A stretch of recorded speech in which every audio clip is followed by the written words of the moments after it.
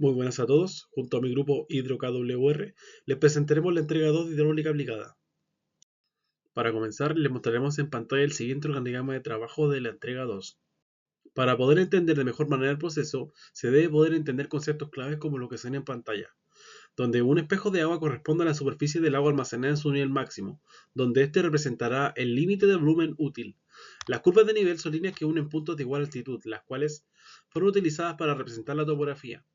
Un embalse es una estructura diseñada para almacenar grandes volúmenes de agua. En este proyecto permite acumular agua en periodos de mayor disponibilidad. Como se mencionó en la entrega pasada, nuestra estación es la que se muestra en pantalla correspondiendo a Río y a Pérez Las Burras con todos sus parámetros.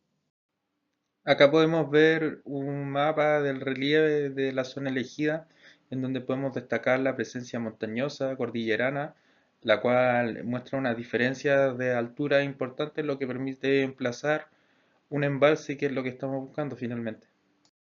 Se presenta un cuadro que resume la entrega anterior, la cual muestra el volumen de 30 años, los segundos en 30 años, el caudal promedio que nos dio, el caudal de demanda y el volumen preliminar del embalse, que son 300 millones de metros cúbicos.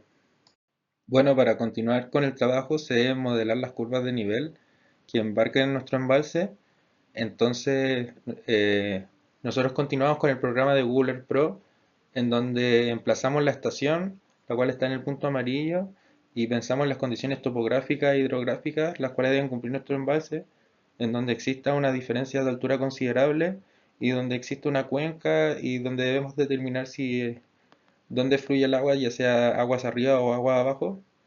Luego se traza el área del embalse y con la herramienta de ruta se debe llenar esta área a través de una ruta de puntos para luego modelarla en el programa QGIS. Posteriormente se debe acceder al software web GPS Visualizer, el cual permite extraer el archivo KMS que habíamos hecho con anterior en el Google Earth Pro y lo pasamos a un archivo texto, el cual permite ser leído por distintos software como AutoCAD Civil 3D o en nuestro caso el QGIS. Una vez dentro de QGIS debemos abrir nuestros puntos creados con el archivo texto y debemos aplicar una serie de pasos para poder generar las curvas de nivel cada 20 metros en nuestro caso. Con la misma ayuda del software QGIS podemos obtener las áreas de cada curva de nivel, las cuales son usadas luego en el cálculo. Bueno, ahora a continuación debemos obtener el volumen muerto de nuestro embalse y para eso se ocupan algunos datos de la entrega anterior, como el caudal promedio o el volumen preliminar. Bueno, el profesor entregó 70 años como tiempo de estudio, entonces los pasamos los años a segundos y procedemos a multiplicarlo con el caudal promedio. Posterior a eso nos da un volumen acumulado y sacamos el 0,01% y nos obtenemos un volumen muerto, el cual sería casi 460.000 metros cúbicos. Y se suman al volumen preliminar que ya teníamos. El siguiente paso que tenemos que desarrollar es el obtener la altura a la cual nuestra represa va a poder acumular el volumen que calculamos anteriormente. Para ello nosotros desarrollamos la siguiente tabla en donde tenemos la cota inferior, la cota superior, el área superficial de la curva de nivel, que el área superficial de la curva de nivel, como se menciona su nombre, es solo el área que corresponde a esa curva. Es decir, si tenemos de ejemplo esta mano, luego esta es una curva de nivel y luego viene otra. La primera curva de nivel, el área sería solo esta parte interior y en la segunda sería solo esta parte. Entonces al momento de calcular el volumen quedaría fuera el volumen de acumulación sobre la primera área. Por lo que nosotros para subsanar este problema lo que hicimos fue consideramos bueno, un trapecio entre curva de nivel y curva de nivel en el cual le sacamos el volumen a través del promedio del área superior y el área inferior multiplicado por la altura de la curva de nivel, obteniendo así los distintos volúmenes que se pueden apreciar en la penúltima columna. Y el volumen acumulado en la última columna es simplemente la suma de los volúmenes desde la cota 1 hasta la cota 16 en este caso. En nuestro caso, nuestro volumen se encuentra entre la curva 9 y 10. No se encuentra un valor exacto, por lo tanto nosotros vamos a tener que interpolar para poder obtener la altura final de nuestro espejo de agua. Bueno, procedemos a hacer la interpolación en el cual tenemos bueno, el volumen que estamos buscando, primer dato. Como se mencionó anteriormente, estamos interpolando entre la cota 9 y la 10. Al desarrollar la interpolación nos queda que nuestra altura del espejo de agua, nuestra cota de espejo de agua, mejor dicho, va a estar en los 1315 metros sobre el nivel del mar y nuestra cota del espejo de agua, nuestra altura, mejor dicho, de espejo de agua, estaría en los 171 metros desde la base de nuestra represa. Adicionalmente, a la altura preliminar obtenida, se deberá considerar el cómo se comporta el agua del embalse por efectos del viento y las lluvias, por lo cual se deberá considerar la obtención de los parámetros de altura de oleaje y revancha que afectarán al embalse, donde nos enfocaremos en la utilización de la fórmula de Stevenson-Molitor y la fórmula racional. Para obtener el valor de la altura de la ola del embalse, nos guiaremos utilizando el Manual de Diseño Hidráulico de Obras Fluviales y Embalses del MOP, el cual sirve como guía para lograr determinar correctamente los parámetros requeridos, donde ayudará a comprender de buena manera una representación de la ola más significativa la cual afectará el embalse, donde se requerirá de ciertos parámetros a tener en consideración, como lo es la velocidad del viento, la cual se refiere a la velocidad que tendrá el viento en la zona designada de la estación, el cual estimamos en base a los parámetros de la NSH 432 del 2010, donde se determinó en una estimación de 40 km por hora. Además de considerar el valor del fetch, el cual se entiende como la distancia máxima que recorrerá horizontalmente el viento en el espejo de agua sin tener interrupciones, donde se designó con un valor de 3 kilómetros por la geografía del embalse. Luego de procesar los cálculos correspondientes en la fórmula de Stevenson y Molitor, se obtiene el valor de que el oleaje tendrá un valor de 0,76 metros. Continuando con lo requerido, se deberá calcular la altura de revancha del embalse, el cual en su expresión se entiende como la altura que se alcanza cuando se presenta la adición de un caudal extremo, considerando un factor de seguridad. Por lo tanto, indagando más en el método, se deberá calcular la altura de tormenta y su caudal, valores importantes a tener en consideración ya que nos ayudará a obtener nuestro valor de altura de revancha. Por lo cual, debemos calcular el caudal de tormenta que se entiende como la relación entre el coeficiente de escorrentía, intensidad de lluvia y área de la cuenca portante. Para el coeficiente de escorrentía se tiene un valor predeterminado en la tabla en pantalla, donde este se considera un periodo de retorno de 10 años, pero en nuestro caso consideramos un periodo de retorno de 100 años aplicando un factor de mayoramiento a nuestro valor correspondiente a un 20% adicional, quedando con el siguiente valor de 0,96. Además, se requiere del valor del área portante obtenido anteriormente por Google Earth con un valor de 2,74 kilómetros cuadrados. Para conocer el valor de la intensidad de la lluvia de la zona de estudio, se realizó en base a estimaciones de estudios previos y cálculos de parámetros en un periodo de retorno de 100 años, donde se realizó una estimación y análisis mediante curvas IDF, donde se obtuvo una precipitación acumulada de 24 horas con un valor de 106 milímetros, además de utilizar una distribución del tipo Gumbel, obteniendo un valor de intensidad de lluvia de 4,41 milímetros por hora. Con todos los parámetros obtenidos, se introdujeron en la fórmula y se obtuvo un caudal de tormenta en un periodo de retorno de 100 años con un caudal de 32,29 metros cúbicos por segundo.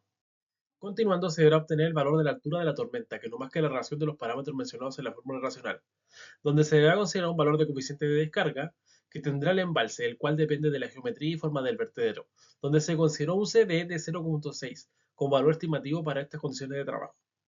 Además de fijar para estas presas medianas un valor de longitud de vertedero de 10 metros. Procesando todo en la ecuación se obtiene un valor de altura de tormenta de 1,12 metros. Además, como se requiere el valor de la altura de revancha, el cual no es más que la altura de tormenta más un factor de seguridad establecido y definido por el Ministerio de Obras Públicas, el cual considera un factor de un 2% adicional al valor de la altura de la tormenta, teniendo un valor de 1,14. Por lo cual, a modo de resumen, se tiene una altura de embalse de 173 metros al considerar tanto la altura preliminar, altura de oleaje y revancha. Para el diseño y construcción de un embalse se requiere una serie de estudios multidisciplinarios que abarcan aspectos técnicos, ambientales, sociales y económicos. Estos estudios se desarrollan para garantizar la viabilidad, seguridad y sostenibilidad del proyecto. A continuación se mencionan los estudios y los principales objetivos para realizar nuestro embalse. El primero que tenemos son los estudios de viabilidad, en donde se busca evaluar la factibilidad general del proyecto. Luego tenemos los estudios topográficos, en donde buscamos información detallada sobre la forma y el relieve del terreno. Luego vienen los estudios geológicos y geotécnicos, que buscan investigar características del suelo en el sitio de la presa para asegurar estabilidad e impermeabilidad en la cimentación y en las laderas. También tenemos los estudios hidrológicos e hidráulicos que buscan evaluar la disponibilidad, el comportamiento y las características del agua en la cuenca del río y el embalse. Los estudios ambientales buscan identificar para predecir y evaluar posibles impactos ambientales del proyecto en todas sus fases. También tenemos los estudios socioeconómicos que buscan evaluar el impacto del proyecto en la población local, las actividades económicas que se desarrollan en la zona y el patrimonio cultural de esta. En el estudio del diseño de ingeniería ya se busca desarrollar los planos y especificaciones técnicas detalladas para las construcciones de la presa y obras anexas, y en los estudios legales, regulatorios, se busca asegurar el cumplimiento de las leyes, normas y regulaciones aplicables para el proyecto. Nuestra represa de elección es una represa de arco gravedad. Esta razón la tomamos ya que nos ofrece ciertas ventajas comparativas, como por ejemplo la eficiencia en el uso de materiales. Su forma en arco permite que los esfuerzos vayan a los estribos laterales que se ubican hacia nuestro cerro. Se ocupa menos material. Además también nos brinda una adaptabilidad al terreno, ya que nosotros aquí tenemos un valle estrecho por el cual esta represa se puede adaptar de buena forma. También tiene una buena distribución de carga al terreno, tiene una mayor estabilidad y tiene una gran resistencia a esfuerzos horizontales, y su forma hace que se aguanten mejor las cargas sísmicas.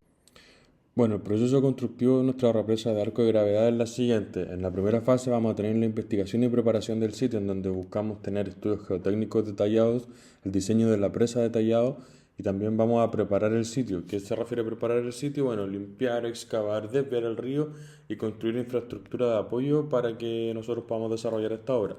Los principales objetivos de esto son, se busca información precisa del terreno para asegurar diseño, definir características de la presa y sus componentes y crear las condiciones necesarias para la construcción de la estructura principal. En la fase 2 nos vamos a preocupar de construir la cimentación y los estribos. Esta fase se considera el tratamiento de la cimentación y estribos, la construcción de los estribos, y busca asegurar una base sólida y competente para la represa y estribos y construir elementos estructurales capaces de resistir los esfuerzos transmitidos por el arco al terreno.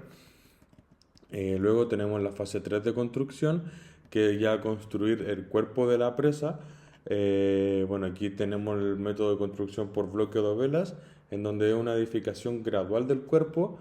Se coloca la armadura, posteriormente se vacía el hormigón en estos moldajes, y una vez que ya esté seco el hormigón se hace el tratamiento juntas del hormigonado. Lo que se busca acá es construir el elemento principal de retención de agua con forma y resistencia especificada. Aparte, se busca garantizar la integridad estructural e impermeabilidad del cuerpo.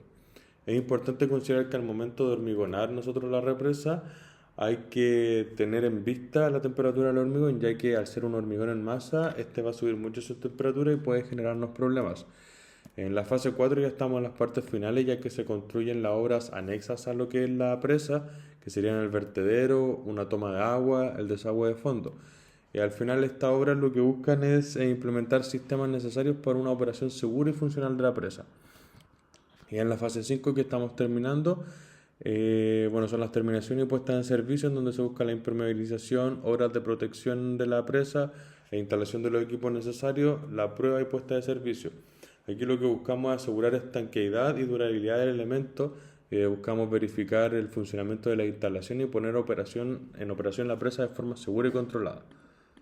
Dentro del proceso constructivo del embalse, se considerará un manejo del río como se muestra en pantalla, lo cual facilitará la construcción de la represa en condiciones secas.